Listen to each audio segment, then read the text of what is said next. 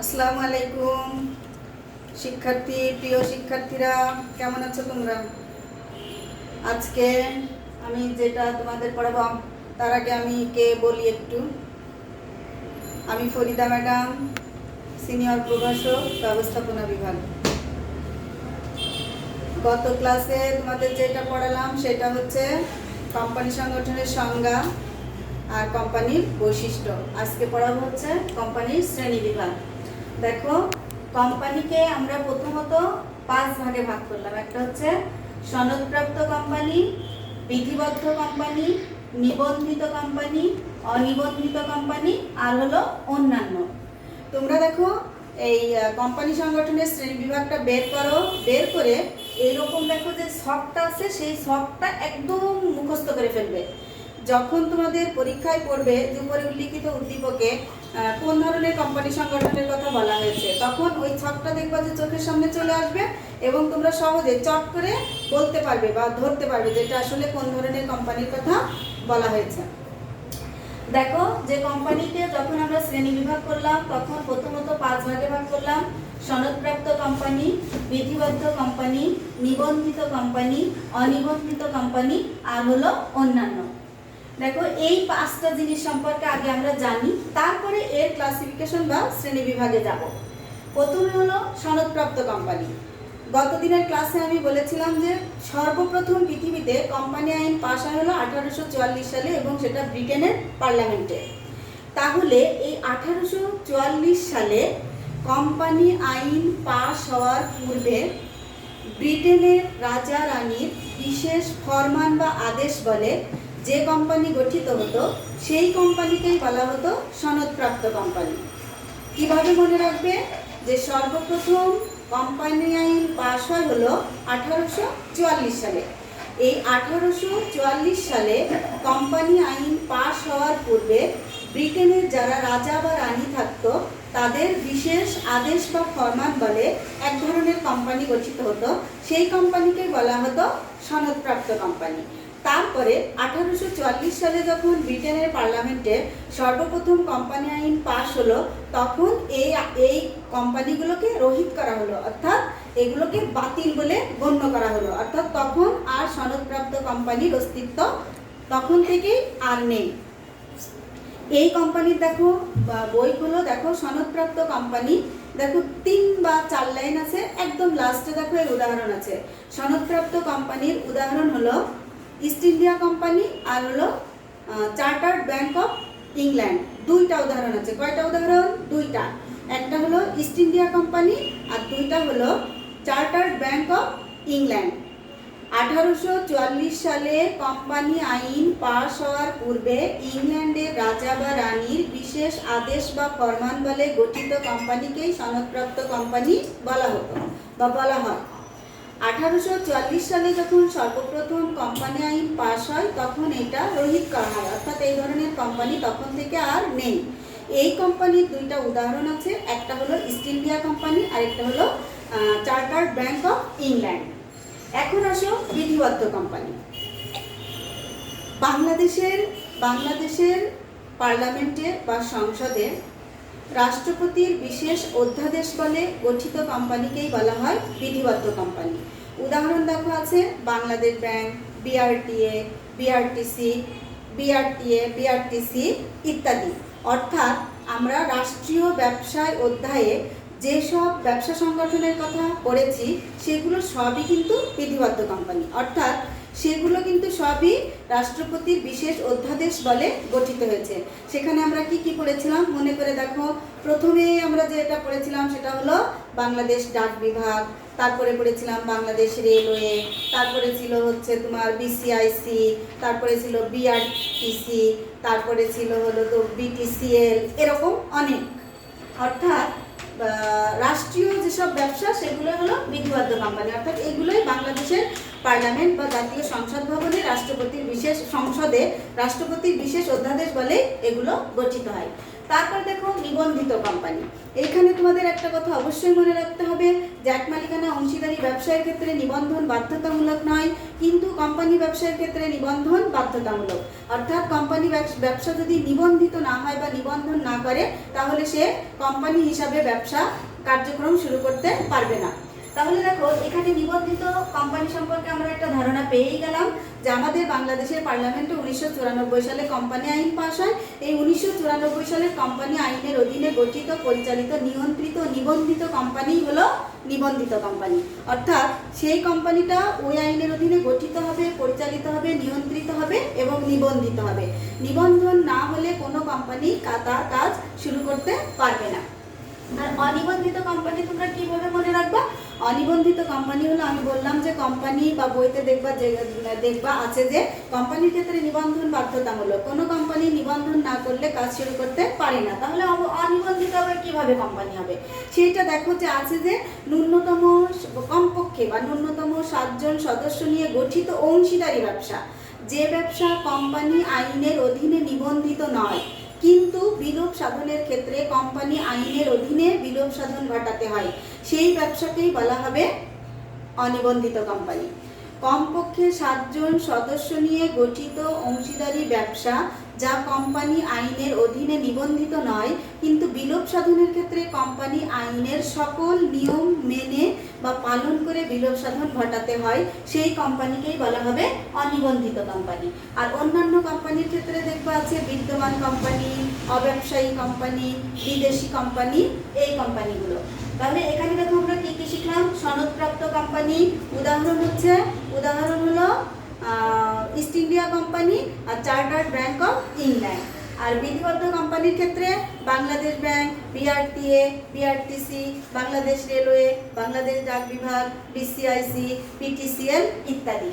নিবন্ধিত তোমাদের ওই স্থক বা চার্টে দেখো যে নিবন্ধিত কোম্পানিকে যত রকমের শ্রেণী বিভাগ আছে সব এই নিবন্ধিত কোম্পানি থেকে শুরু হলো। কারণ আমরা বললাম যে কোনো কোম্পানি নিবন্ধন না করলে কাজ শুরু করতে পারে না, তাহলে নিবন্ধন কোম্পানির ক্ষেত্রে বাধ্যতামূলক। এই নিবন্ধিত কোম্পানি হলো 2 রকমের, একটা হলো সসীম দায় সম্পন্ন কোম্পানি, একটা হলো সসীম দায় সম্পন্ন কোম্পানি, আরেকটা হলো অসীম দায় সম্পন্ন কোম্পানি। অসীম দায় সম্পন্ন কোম্পানি এইটার ক্ষেত্রে আর কোনো শ্রেণী বিভাগ নেই, কিন্তু সব শ্রেণী বিভাগ আবার এখান থেকে শুরু হলো।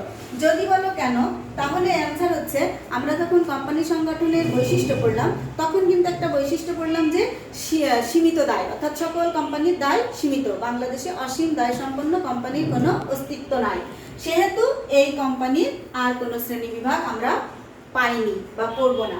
আমরা এইটা পড়ব সসীম বা সীমিত। এর আরেকটা নাম হলো সীমিত। সসীমও যা, সীমিত তাই, লিমিটেডও তাই। লিমিটেডের বাংলায় হলো সীমিত। সসীম দায় সম্পন্ন কোম্পানি হলো 2 ধরনের, একটা হলো শেয়ার মূল্য দ্বারা সসীম দায় সম্পন্ন কোম্পানি, আরেকটা হলো প্রতিশ্রুতি মূল্য দ্বারা সীমিত দায় সম্পন্ন কোম্পানি। শেয়ার মূল্য দ্বারা কি? ওই যে আমরা একটা বৈশিষ্ট্য পড়লাম যে শেয়ার মূলধন, কোম্পানির মূলধনকে সমান অঙ্কের ক্ষুদ্র ক্ষুদ্র এককে বিভক্ত করলে প্রতিটি এককে শেয়ার বলে। এই শেয়ার বিক্রি করে কোম্পানি যে মূলধন সংগ্রহ করে তাই হলো শেয়ার মূলধন। এই শেয়ারটা বিক্রি করে কাদের কাছে? জনগণের কাছে বা মানুষের কাছে। মানুষ যখন টাকা দিয়ে কোম্পানির শেয়ার কেনে তখন সে ওই কোম্পানির মালিক হয়ে যায়, অর্থাৎ আংশিক মালিকানা পায়। যখন সে কোম্পানির শেয়ার কিনলো তখন সে কোম্পানির নামের শেষে লিমিটেড শব্দটি দেখে কিনলো, অর্থাৎ তার দায় সীমিত। কোন পর্যন্ত? শেয়ারের মূল্য পর্যন্ত। আমি উদাহরণ দিলাম যে বৈশিষ্ট্য যখন পড়াই তখন উদাহরণ দিলাম মিস্টার আসলাম ABC লিমিটেড নামক কোম্পানির কাছ থেকে 100 টাকা মূল্যের 100টি শেয়ার কিনলো, তাহলে সে মোট কত টাকা মূল্যের শেয়ার কিনলো? 10,000 টাকার মূল্যের। কোনো যে কোম্পানির কাছ থেকে, অর্থাৎ ABC কোম্পানির কাছ থেকে সে যে 10,000 টাকা মূল্যের শেয়ার কিনলো, তাকে ওই কোম্পানি কোনোভাবেই 10,000 টাকার অধিক মূল্যে দায়বদ্ধ করতে পারবে না। এটাই হলো শেয়ার মূল্য দ্বারা সীমিত দায়সম্পন্ন কোম্পানি। শেয়ার মূল্য দ্বারা সীমিত দায়সম্পন্ন কোম্পানি অর্থাৎ যে কোম্পানির শেয়ার মালিকের দায় ক্রয়কৃত শেয়ারের আংকিক মূল্য পর্যন্ত সীমিত বা সীমাবদ্ধ থাকে, সেই কোম্পানিকেই বলা হয় শেয়ার মূল্য দ্বারা সীমিত দায়সম্পন্ন কোম্পানি। এখন দেখো, এইটাকে আমরা আবার দুই ভাগে ভাগ করব। এই শেয়ার মূল্য দ্বারা সীমিত দায়সম্পন্ন কোম্পানি হলো দুই রকম। একটা হলো প্রাইভেট লিমিটেড, আরেকটা হলো পাবলিক লিমিটেড। একটা হলো প্রাইভেট লিমিটেড, আরেকটা হলো পাবলিক লিমিটেড। এই জিনিসটা তোমরা খুবই সুন্দর করে এই জিনিসটা তোমাদের বুঝতে হবে, প্রাইভেট লিমিটেড আর হলো পাবলিক লিমিটেড। এখন যদি আমরা এই জিনিসটা খুব সুন্দর করে বুঝি যে পাবলিক লিমিটেড কি আর প্রাইভেট লিমিটেড কি, কার সদস্য কত, কার পরিচালক কত, কার ক্ষেত্রে ন্যূনতম মূলধন আবশ্যক, কার ক্ষেত্রে বিবরণপত্র আবশ্যক, কার ক্ষেত্রে তোমার বিধিবদ্ধ সভা আহ্বান আবশ্যক, যদি আমরা এইগুলি খুব সুন্দর করে বুঝি, তাহলে দেখবা যে আমাদের আর ওই উদ্দীপক দেখে কনফিউশন থাকবে না যে এটা প্রাইভেট না এটা পাবলিক, এটা প্রাইভেট না এটা পাবলিক। আমরা যদি এই জিনিসটা ভালো করে বুঝি, তাহলে দেখবা যে আমাদের সব কিছু একদম ক্লিয়ার হয়ে যাবে। প্রথমে আমরা দেব সদস্য। প্রাইভেটের ন্যূনতম সদস্য 2 আর সর্বোচ্চ সদস্য হলো 50। প্রাইভেটের ন্যূনতম বা সর্বনিম্ন সদস্য 2 আর সর্বোচ্চ হলো 50। পাবলিকের সর্বনিম্ন 7, সর্বোচ্চ শেয়ারের সংখ্যা দ্বারা সীমাবদ্ধ। অর্থাৎ যত শেয়ার বাজারে কিনবে ছাড়বে কোম্পানি, যত মানুষ শেয়ার কিনবে তারা সবাই পাবলিক লিমিটেড কোম্পানির সদস্য হবে। কিন্তু প্রাইভেটের ক্ষেত্রে কখনোই 51তম ব্যক্তি এর সদস্য হতে পারবে না, কারণ এর সর্বোচ্চ সদস্য হলো 50 জন। এখন আসো, ওই যে আমরা যখন পড়লাম বৈশিষ্ট্য পড়লাম, সেখানে একটা ছিল পরিচালনাতে আমরা দেখেছিলাম প্রাইভেটের সর্বনিম্ন পরিচালক সংখ্যা 2 আর পাবলিকের হলো 3। প্রাইভেটের হলো সর্বনিম্ন পরিচালক সংখ্যা 2, সর্বনিম্ন হলো 3, এইটা পাবলিকের সর্বনিম্ন হলো 3। সদস্যর পরেই পরিচালক আমি কেন লিখলাম বা কেন পড়লাম বললাম, কারণ এর সাথে তোমরা এটা মিলায়ে ফেলো, সদস্য আর পরিচালক কিন্তু আলাদা। সকল সদস্যই পরিচালনায় অংশগ্রহণ করে না। কারা পরিচালক হতে পারে? যারা শেয়ারের ন্যূনতম 5% শেয়ার ক্রয় করবে, তারাই পরিচালক হওয়ার যোগ্যতা অর্জন করতে পারবে। সকল সদস্য পরিচালক হতে পারে না। তাহলে প্রাইভেটের সর্বনিম্ন সদস্য 2 জন, সর্বোচ্চ 50 জন, পাবলিকের সর্বনিম্ন 7 জন, সর্বোচ্চ শেয়ারের সংখ্যা দ্বারা সীমাবদ্ধ। পরিচালক বা পরিচালনা, প্রাইভেটের সর্বনিম্ন পরিচালক 2 জন আর পাবলিকের হলো সর্বনিম্ন পরিচালক 3 জন। এবার আমরা আসি হলো নিবন্ধন যদি আমরা বলি, তাহলে কিন্তু প্রাইভেটের ক্ষেত্রেও নিবন্ধন বাধ্যতামূলক,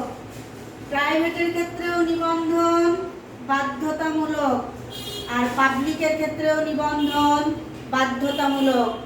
কোনো কোম্পানি নিবন্ধন পত্র না পেলে কাজ শুরু করতে পারে না। প্রাইভেটের ক্ষেত্রেও নিবন্ধন বাধ্যতামূলক, পাবলিকের ক্ষেত্রেও নিবন্ধন বাধ্যতামূলক। নিবন্ধন পত্র না পেলে কোনো কোম্পানি কাজ শুরু করতে পারে না। এবার আসো কার্যারম্ভের অনুমতিপত্র। এইটা পাবলিকের ক্ষেত্রে কার্যারম্ভের অনুমতিপত্র সংগ্রহ করতে হয় না, আর পাবলিকের ক্ষেত্রে কার্যারম্ভের অনুমতিপত্র সংগ্রহ করা বাধ্যতামূলক। তুমি যদি তোমার কয়েকজন বন্ধু মিলে ন্যূনতম 7 জন মিলে যদি কোনো পাবলিক লিমিটেড কোম্পানি গঠন করতে চাও, তাহলে সেই ক্ষেত্রে নিবন্ধনপত্র পাওয়ার পরেও তোমাকে আরেকটা ধাপ বা পর্যায় অতিক্রম করতে হবে। সেইটার নাম হলো কার্যারম্ভের অনুমতিপত্র সংগ্রহ পর্যায়, যেটা প্রাইভেট লিমিটেডের ক্ষেত্রে কোনো প্রয়োজন নেই। এখন যদি আমরা বলি বিবরণপত্র, এইটা সম্পর্কে তোমাদের ধারণা আছে, কারণ এই চ্যাপ্টার সম্পর্কে অনেক পড়াইছি আমি, অনেক।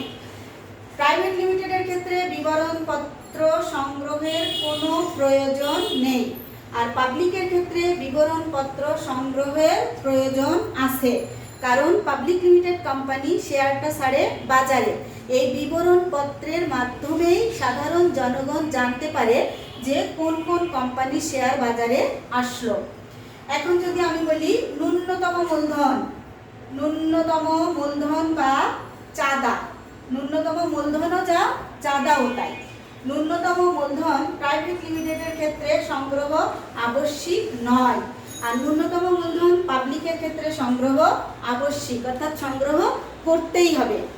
কারণ প্রাইভেট লিমিটেডের সীমিত সদস্য হওয়ার কারণে তারা নিজেদের মধ্যে কে কয়টা শেয়ার কিনবে এটা কথাবার্তা বলে শেয়ার বিক্রি করে বা শেয়ার কিনে মূলধন সংগ্রহ করবে।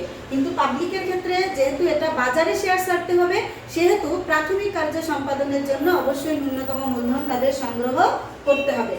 এখন দেখো, আমরা যদি এই জিনিসগুলোকে যোগ করি একটার পর একটা, তাহলে অনেক বড় সংখ্যা হবে, অনেক, এবং তোমাদের এই প্রাইভেট ও পাবলিক লিমিটেড কোম্পানি একদম ক্লিয়ার, স্বচ্ছ হয়ে যাবে। প্রাইভেট লিমিটেড কোম্পানিটি যে কোম্পানির ন্যূনতম সদস্য সংখ্যা 2 জন এবং সর্বোচ্চ সদস্য সংখ্যা 50, ন্যূনতম পরিচালক সংখ্যা 2 জন, নিবন্ধনপত্র সংগ্রহ বাধ্যতামূলক, কার্যারম্ভের অনুমতিপত্র সংগ্রহের দরকার হয় না, বিবরণপত্র তৈরি করার প্রয়োজন পড়ে না, ন্যূনতম মূলধন সংগ্রহ আবশ্যিক নয়, সেটা হলো প্রাইভেট লিমিটেড। আর পাবলিক হলো যে কোম্পানির সর্বনিম্ন সদস্য 7 জন, সর্বোচ্চ শেয়ারের সংখ্যা দ্বারা সীমিত, ন্যূনতম পরিচালক সংখ্যা 3 জন, নিবন্ধনপত্র সংগ্রহ বাধ্যতামূলক, নিবন্ধনপত্র সংগ্রহ করার পর কার্যারম্ভের অনুমতিপত্র সংগ্রহ করতে হয়, বিবরণপত্র তৈরি বাধ্যতামূলক, ন্যূনতম মূলধন সংগ্রহ আবশ্যিক, সেই কোম্পানিকেই বলা হবে পাবলিক লিমিটেড কোম্পানি। একদম কিন্তু ক্লিয়ার হয়ে গেল একদম। প্রাইভেট লিমিটেডের সর্বনিম্ন সদস্য কয়জন? 2 জন, সর্বোচ্চ কত? 50 জন। পাবলিকের সর্বনিম্ন কয়জন? 7 জন, সর্বোচ্চ কত? শেয়ারের সংখ্যা দ্বারা সীমিত। প্রাইভেটের সর্বনিম্ন পরিচালক কয়জন? 2 জন, পাবলিকের কত? 3 জন। প্রাইভেটের ক্ষেত্রে নিবন্ধনপত্র সংগ্রহ বাধ্যতামূলক, পাবলিকের ক্ষেত্রে বাধ্যতামূলক। বিবরণপত্র প্রাইভেটের দরকার হয় না, পাবলিকের অবশ্যই তৈরি করতে হবে। কার্যারম্ভের অনুমতিপত্র প্রাইভেটের দরকার নেই, আর পাবলিকের অবশ্যই সেটা সংগ্রহ করতে হবে। আর হলো শেষটা কি জানো? শেষটা হলো ন্যূনতম মূলধন বা চাঁদা। এটাও প্রাইভেটের ক্ষেত্রে বাধ্যতামূলক নয়, কিন্তু পাবলিকের ক্ষেত্রে এটা বাধ্যতামূলক। এটা সংগ্রহ না করলে পাবলিক লিমিটেড কোম্পানি কাজ শুরু করতে পারবে না। এইবার ওই ছকে চলে যাও, একদম ছকে। সীমিত দায় সম্পন্ন কোম্পানি কয় ধরনের? 2 ধরনের। একটা হলো শেয়ার মূল্য দ্বারা, আরেকটা হলো প্রতিশ্রুতি মূল্য দ্বারা। শেয়ার মূল্য দ্বারা কয় ধরনের? 2 ধরনের, পাবলিক আর প্রাইভেট। সেই পাবলিক আর প্রাইভেট হলো এইটা। এখন দেখো, পাবলিক লিমিটেড কোম্পানি আবার 2 ধরনের। একটা হলো মালিকানার ভিত্তিতে, আরেকটা হলো নিয়ন্ত্রণের ভিত্তিতে। মালিকানার ভিত্তিতে হলো 2 ধরনের, একটা সরকারি একটা বেসরকারি। আর নিয়ন্ত্রণের ভিত্তিতে হলো 2 ধরনের, একটা হলো সাবসিডিয়ারি, আরেকটা কি বলো? নিয়ন্ত্রণের ভিত্তিতে কোম্পানি 2 ধরনের, একটা হলো হোল্ডিং, আরেকটা হলো সাবসিডিয়ারি। এখন এই 4টা সম্পর্কে আমরা জানবো। সরকারি কোম্পানি কি? যে কোম্পানির ন্যূনতম 50 ভাগ, অর্থাৎ 51 থেকে শুরু, যে কোম্পানির 51% বা তার অধিক শেয়ারের মালিকানা সরকারের হাতে থাকে, সেটাকেই বলা হবে সরকারি কোম্পানি। যেমন ধরো, আমাদের দেশের ব্যাংকগুলোও কিন্তু এক ধরনের কোম্পানি, বিশেষায়িত কোম্পানি। ওই যে অন্যান্য কোম্পানিতে ছিল বিদ্যমান কোম্পানি, তারপরে তোমার হলো কি বেসরকারি বিশেষায়িত কোম্পানি, বিশেষ কোম্পানি ইত্যাদি। তাহলে আমাদের এই যে ব্যাংকগুলো আছে আমাদের, দেখবা যে তোমাদের মাইলস্টোন কলেজ যে গরিবে নেওয়া যে এভিনিউ যে রোডটা, এই রোডটার ডানে বায়ে দেখবা অনেক ব্যাংক, ট্রাস্ট ব্যাংক, তারপরে তোমার হলো Exim bank, mercantile bank, BRAC bank, তারপরে হচ্ছে তোমার শাহজালাল ইসলামী ব্যাংক, সব ব্যাংকের নামে শেষে দেখবা লিমিটেড লেখা আছে, অর্থাৎ এরা হলো বিশেষ ধরনের কোম্পানি, এরা বিশেষ ধরনের কোম্পানি। তাহলে ওই আমাদের বাংলাদেশে কয়টা ব্যাংক যেন রাষ্ট্রায়ত্ত ব্যাংক? 4টা। একটা হলো সোনালী, একটা হলো অগ্রণী, একটা হলো জনতা, আর একটা হলো রূপালী। এই ব্যাংকগুলোর নামের শেষে লিমিটেড লেখা আছে, কিন্তু এটা বলা হয় সরকারি ব্যাংক, কারণ এই ব্যাংকগুলোর 51% বা তার অধিক শেয়ারের মালিক হলো সরকার। এই জন্য এগুলোকে বলা হয় সরকারি কোম্পানি বা সরকারি ব্যাংক। আর বেসরকারি, তাহলে ওই যে এর একটা একদমই উল্টা একটা বাক্য তৈরি করো, যে কোম্পানির 51% বা তার অধিক শেয়ার বেসরকারি মালিকানায় থাকে সেটাকে বলা হবে বেসরকারি কোম্পানি। এখন আসলে নিয়ন্ত্রণের ভিত্তিতে হলো 2 ধরনের, একটা হলো হোল্ডিং আর একটা হলো সাবসিডিয়ারি। মনে করবা, সবসময় মনে রাখার জন্য এইটা মনে ধারণ করবা যে হোল্ডিং হলো রাজা আর সাবসিডিয়ারি হলো প্রজা। রাজা আদেশ দেয়, প্রজারা পালন করে। কারণ কি? কারণ রাজা ওদের দেখভাল করে। এমনি তো আর না প্রধানমন্ত্রী একটা কথা বললো আর আমরা সেটা মানলাম, কেন? কারণ প্রধানমন্ত্রী আমাদের দেখভাল করে, প্রধানমন্ত্রী এত বড় দেশটাকে চালায়। তাহলে ওই হোল্ডিং কোম্পানি হলো প্রধানমন্ত্রী আর সাবসিডিয়ারি হলো আমি তুমি। এখন দেখো যে এই হোল্ডিং এর কথা কেন সাবসিডিয়ারি শুনবে, আগে সংজ্ঞাটা আমরা পড়ি, তারপরে বুঝতে পারবো যে কেন রাজা আর কেন প্রজা বলা হচ্ছে। হোল্ডিং কোম্পানি হলো যে কোম্পানি অন্য কোনো কোম্পানির কমপক্ষে 51-50 বা তার অধিক শেয়ারের মালিক, ওই কোম্পানির পরিচালক নিয়োগের দায়িত্ব তার হাতে থাকে এবং কোম্পানিতে যখন ভোট হয় তখন ভোটদান ক্ষমতাও সে নিয়ন্ত্রণ করে। এই জন্য এই কোম্পানিটাকে বলা হবে হোল্ডিং কোম্পানি। কেন তাকে ভোটদান ক্ষমতা নিয়ন্ত্রণের ক্ষমতা দেওয়া হলো, কেন তাকে পরিচালক নিয়োগের ক্ষমতা দেওয়া হলো? কারণ ওই কোম্পানি যখন বাজারে শেয়ার ছাড়লো তখন 51% বা তার অধিক শেয়ার সে কিনে নিল। তার মানে ওই কোম্পানির ম্যাক্সিমাম বা অধিকাংশ শেয়ারের মালিক বা মূলধনের মালিক হলো এই কোম্পানি, এই হোল্ডিং কোম্পানি। এই জন্য যেহেতু বেশিরভাগ মূলধন বিনিয়োগ করলো, এই জন্য এখন যে বলবে যেহেতু অধিকাংশ শেয়ারের মালিক আমি, এই কারণে পরিচালক নিয়োগের ক্ষমতা আমার থাকবে, কোম্পানিতে যখন ভোট হবে তখন সেই ভোটদান ক্ষমতা আমি নিয়ন্ত্রণ করব। তাহলে হোল্ডিং। এখন আসো সাবসিডিয়ারি। আমি যখন তোমাদের ক্লাসে পড়াই তখন বলি যে ওই হোল্ডিংয়ের সময় লিখো যে কোম্পানি, আর সাবসিডিয়ারির সময় যে কোম্পানির একটা যোগ করে দিবা। যে কোম্পানির 51% বা তার অধিক শেয়ারের মালিক অন্য একটি কোম্পানি, ভোটদান ক্ষমতা অন্য কোম্পানি নিয়ন্ত্রণ করে এবং পরিচালক নিয়োগের ক্ষমতা অন্য কোম্পানির হাতে থাকে, সেটাকেই বলা হবে সাবসিডিয়ারি কোম্পানি। যেমন ধরো তুমি একটা কোম্পানির ব্যবস্থাপনা পরিচালক, তোমার কোম্পানির শেয়ার যখন বাজারে ছাড়লে তখন তোমার কোম্পানির 60% শেয়ার অন্য একটি কোম্পানি কিনে নিল। এখন যে কোম্পানিটা 60% শেয়ার কিনে নিল সে হবে হোল্ডিং আর তুমি হয়ে গেলে সাবসিডিয়ারি, কারণ তোমার 100 ভাগের শতকরা 60 ভাগ শেয়ারের মালিক হচ্ছে ওই কোম্পানি। বুঝছো? আবার বলি, হোল্ডিং কোম্পানি কি? যে কোম্পানি অন্য একটি কোম্পানির কমপক্ষে 51 ভাগ শেয়ারের মালিক, ভোটদান ক্ষমতা নিয়ন্ত্রণ করে এবং কোম্পানির পরিচালক নিয়োগের ক্ষমতাও তার হাতে থাকে, সে হবে সাবসিডিয়ারি। আর যার শেয়ার কিনে নিচ্ছে, যার ভোটদান ক্ষমতা নিয়ন্ত্রণ করছে, যার পরিচালক নিয়োগের ক্ষমতা নিজের হাতে নিয়ে নিচ্ছে, সেই কোম্পানি হবে হলো সাবসিডিয়ারি কোম্পানি, যার এটা হচ্ছে। আর যে করছে সে হলো হোল্ডিং। এই প্রশ্নটা অনেক ইম্পর্টেন্ট প্রশ্ন, তোমরা বোর্ডের কোশ্চেন খুলে দেখবা যে যখনই কোম্পানি থেকে উদ্দীপক হয়, অনেক ক্ষেত্রে 70% ক্ষেত্রে দেখবা যে কোম্পানির ক্লাসিফিকেশন বা শ্রেণী বিভাগ থেকে হয়। এই জন্য এই প্রশ্নটা খুব ভালো করে পড়বে, সবটা আগে মুখস্থ করবে, প্রত্যেকটা কোম্পানির সংজ্ঞা সম্পর্কে ধারণা নেবে, প্রত্যেকটা কোম্পানির যে কোম্পানির উদাহরণগুলো আছে সেগুলো মনে রাখবে, দেখবে যে উদ্দীপক একদম পানির মতো সহজ মনে হবে। আর এইগুলোই হলো তোমার জ্ঞান হবে। কোম্পানি কি, সাবসিডিয়ারি কোম্পানি কি, হোল্ডিং কোম্পানি কি, সরকারি কোম্পানি কি, বেসরকারি কোম্পানি কি, বিধিবদ্ধ কোম্পানি কি, সনদপ্রাপ্ত কোম্পানি কি, এগুলো হলো তোমার হচ্ছে জ্ঞানমূলক। অনুধাবনে সাধারণত দেখবা যে কৃত্রিম ব্যক্তিসত্তা বলতে কি বোঝায়, কোম্পানির চিরন্তন অস্তিত্ব বলতে কি বোঝায়, কোম্পানির দায় সীমিত ব্যাখ্যা করো, এগুলো হলো অনুধাবন। আচ্ছা, আজকের মতো ক্লাস এখানেই শেষ। আল্লাহ হাফেজ।